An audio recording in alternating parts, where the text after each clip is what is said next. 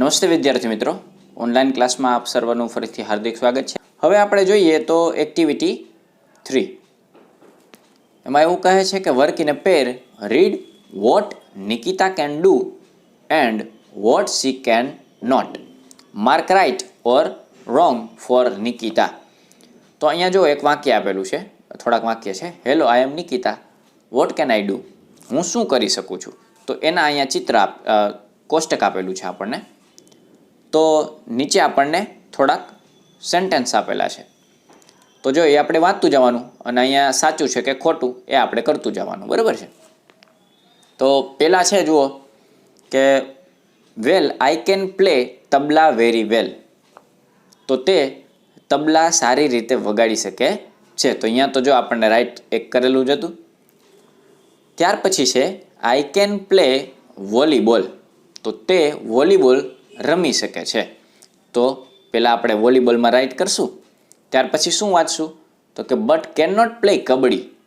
પણ જો કબડ્ડીમાં તો આપણને રોંગ આપેલું જ છે, પણ તે કબડ્ડી રમી શકતી નથી. પછી છે આઈ કેન સ્પીક હિન્દી. તો તે હિન્દી બોલી શકે છે. તો સ્પીક હિન્દીમાં આપણે રાઈટ કરશું. Well but I can not write Hindi. પણ તે હિન્દી લખી શકતી નથી, એટલે એમાં આવશે રોંગ. પછી છે આઈ કેન સ્વિમ. સ્વિમ એટલે તે તરી શકે છે.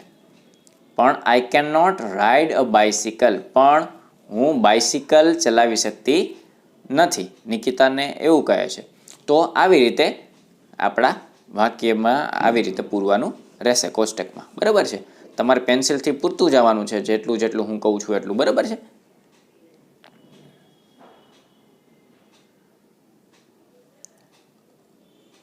હવે જુઓ એક્ટિવિટી 4, જેમાં આપણે જોઈએ તો શું કહે છે. Your teacher will read the dialogue, listen to her carefully and then read it allowed. અહીંયા તમારા ટીચર છે એટલે કે હું છે એ ડાયલોગ વાંચું છું. તમારે કેરફુલી એટલે કાળજીપૂર્વક. કેરફુલી એટલે શું થાય? કાળજીપૂર્વક. તમારે એ કાળજીપૂર્વક સાંભળવાના છે. એન્ડ ધેન એટલે પછી તમારે અલાઉડ એટલે મોટેથી વાંચવાના છે. તો Alka her friend Shabana and Yuvraj are on a visit to a circus.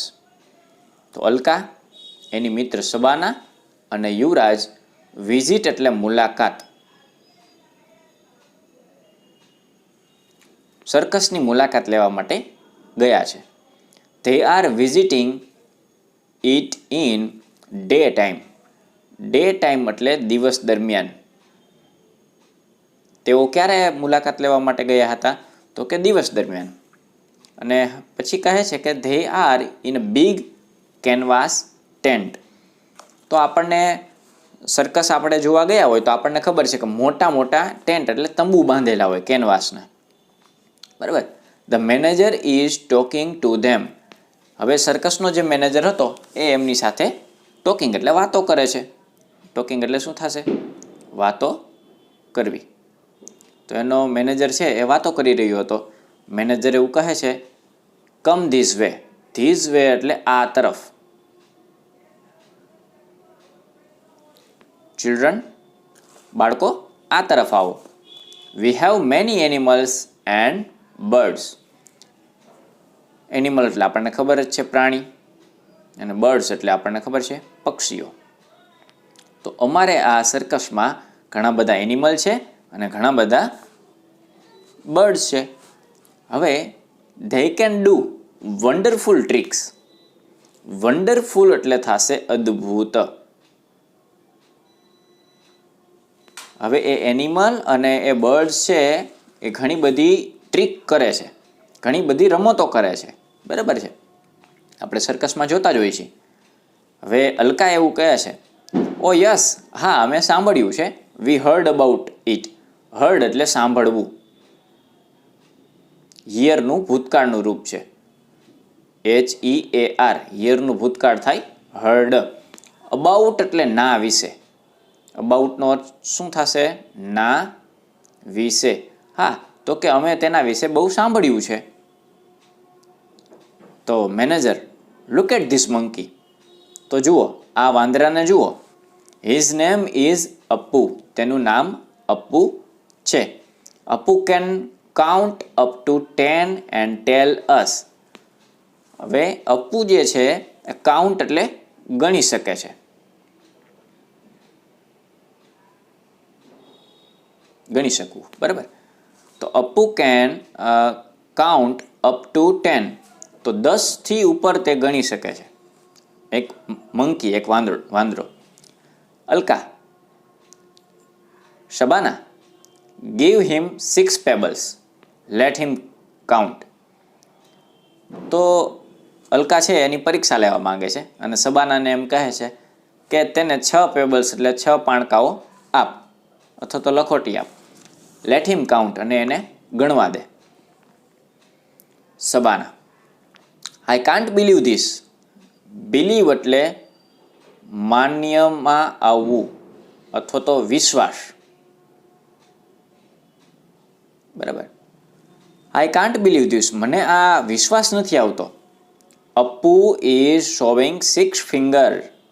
Appu છે એ 6 ફિંગર દેખાડી રહ્યો છે. તો મેનેજર, વેલ ડન અપ્પુ. ખૂબ સરસ અપ્પુ. Have this banana. આલે આ કેળું.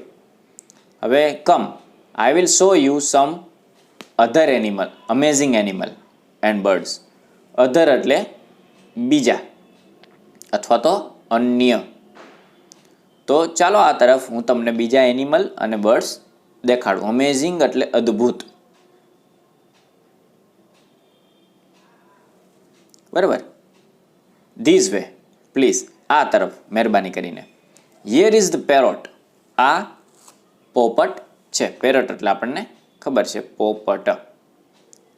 હી કેન ઇમિટેટ. ઇમિટેટ એટલે નકલ કરવી. ઇમિટેટ એટલે શું થશે? નકલ. He can imitate any voice easily. Any voice, any એટલે કોઈ પણ અવાજ. એની એટલે કોઈ પણ, અને વોઇસ એટલે શું થાય? અવાજ. તે કોઈ પણ અવાજ ઇઝીલી એટલે બહુ સરળતાથી, ઇમિટેટ એટલે નકલ કરી શકે છે. તમે જેવું બોલો એવું એ પોપટ તમારી નકલ કરી શકે છે. તો યુવરાજ એવું કહે છે કે રિયલી, ખરેખર. રિયલી એટલે ખરેખર. Let me try. તો મને ટ્રાય કરવા દો. તો એ બોલે છે અહમ શુકહ. સંસ્કૃતનું એક વાક્ય બોલે છે. તો પેરોટ છે એ કહે છે અહમ શુકહ. તરત જ એ પોતાને જે યુવરાજ બોલેલો હતો એ ઇમિટેટ કરે છે, નકલ કરે છે. Isn't it exciting. આ તો બહુ આમ ઉત્તેજના પણ મળે એવું નથી આપણને, શબાના? તો શબાના, ઓ યસ ઇટ ઇઝ. હા છે. યુવરાજ ઇન્ટરપ્ટિંગ. ઇન્ટરપ્ટિંગ એટલે ખલેલ. ઇન્ટરપ્ટિંગ એટલે થશે ખલેલ અથવા તો વચ્ચે બોલવું એમ. ઇન્ટરપ્ટિંગ એટલે ખલેલ અથવા તો વચ્ચે બોલવું. Who is that funny man. કે આ ફની મેન કોણ છે? તો મેનેજર એવું કહે છે કે હી ઇઝ અ ક્લાઉન. એટલે આપણે જેને વિદૂષક કહીએ છીએ, આપણે જે નાટકમાં ઓલા રંગલાનું પાત્ર ભજવે છે ને, એને આપણે સારી ભાષામાં વિદૂષક તરીકે કહેતા હોઈએ છીએ. He can play magic tricks. તે આપણને જાદુ દેખાડે છે એમ. તો Alka, will you please show us that cat. તો કે તમે અમને પેલી બિલાડી દેખાડી શકો? I heard that she can roll over the ball along with music. શું કામ એને બિલાડી જોવી છે? તો કે આઈ હર્ડ એટલે મેં એવું સાંભળેલું છે કે that she can roll over એટલે એ બોલ ઉપર ચાલી શકે છે. પણ કઈ રીતે?